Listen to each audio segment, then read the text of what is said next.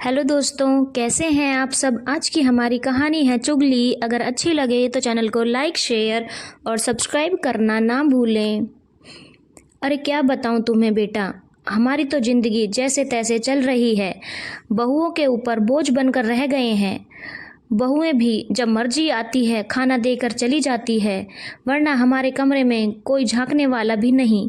सुषमा जी अपनी बेटी रिंकी को यह सारी बात बता रही थी। रिंकी भी मिर्च मसाला लगाकर कही गई माँ की बातों को बड़े चटकारे लेकर सुन रही थी। रिंकी, हाँ माँ, मैं तुम्हारी तकलीफ समझ सकती हूँ। सास की सेवा करना सब संस्कारों की बात होती है। अब तुम्हारी तरह हर कोई अपनी बेटी को संस्कार तो सिखाता नहीं। इतना पढ़ा लिखा होने के बावजूद हमने ससुराल में सबका ध्यान रखने के लिए नौकरी करना शुरू नहीं किया, मगर तुम्हारी बहू के है कि कॉलेज भी नहीं गई है, फिर भी लोगों को दिखाने के लिए पार्लर खोले बैठी है, ताकि पार्लर में बैठे बैठे टाइम पास हो जाए और घर के काम करने की फुर्सत ना मिले। हाँ हाँ, तो हमने तो बचपन से ही तुम्हें इतने अच्छे संस्कार घोलकर पिलाए हैं बेटी, ताकि तुम्हारी सास को हमारी तरह परेशान ना होना पड़े। कहते हुए सुषमा जी ने गहरी सांस ली। सुषमा जी और उनकी बेटी से बातें कर रही थी। उन्हें एहसास ही नहीं हुआ कि उनकी बहू परिधि बाहर उन दोनों की सारी बातें सुन रही थी।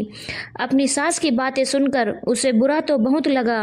वह मन ही मन सोचने लगी, मैंने मम्मी जी को ऐसा क्या परेशान कर दिया जो वह अपनी बेटी से मेरी बुराई कर रही है। घर का पूरा काम करने के बाद मैं पार्लर जाती हूँ और वहाँ से आने के बाद घर का पूरा काम मैं ही करती हूँ। कभी मम्मी जी सब्जी तक नहीं सुधार कर रखती। दोनों टाइम का खाना तक उनके कमरे में ले जाकर देती हूँ। उसके बावजूद भी वे परेशान हो रही हैं। रिंकी घर का कितना काम करती है यह तो मुझे पता है। कल ही पार्लर में उसकी पड़ोसन आई थी। तारीफों के काफ़ी पुल बांधे थे उसने।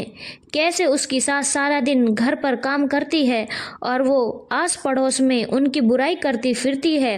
वह तो घर की ईएमआई और खर्चा एक जन की कमाई से पूरा नहीं हो पाता, इसलिए मजबूरी है जो दोनों जगह मैनेज करना पड़ता है, वरना कौन इतनी भाग दौड़ करता है।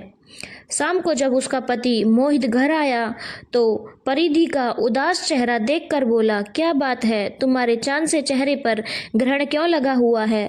परिधि, आपको तो मजाक ही सूझता रहता है।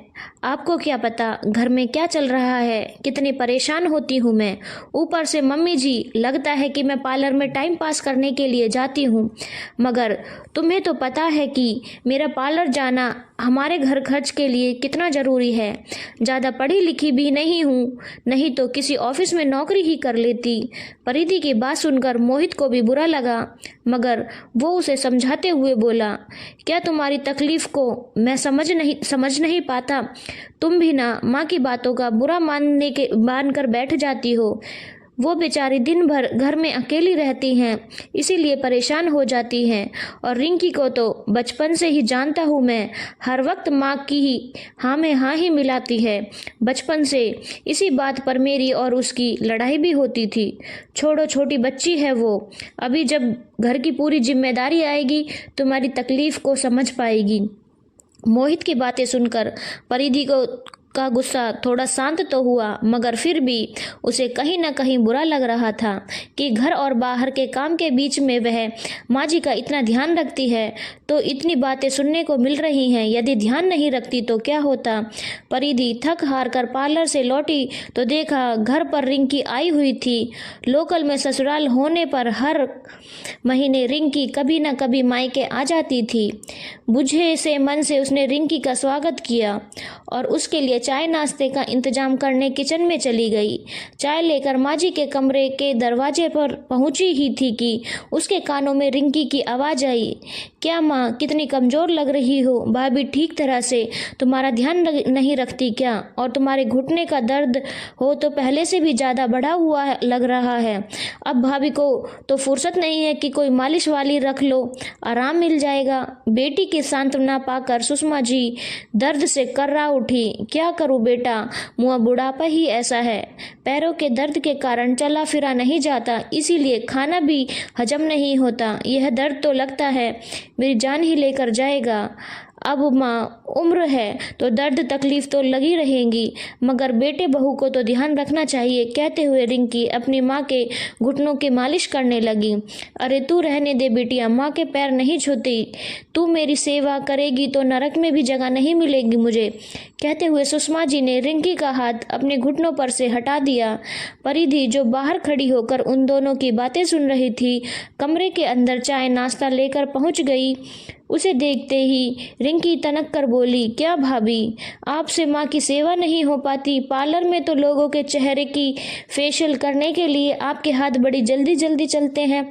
जरा माँ के घुटनों की मालिश भी कर दिया करो, बेचारी को कितना दर्द है। छोटी ननद के मुंह से यह सारी बातें सुनकर परिधि के सब्र का बांध टूट गया। रिंकी, तुम छोटी हो, ज़्यादा बड़ों की तरह बातों मत किया करो। मुझे समझाने की जरूरत नहीं है कि क्या सही है और क्या गलत।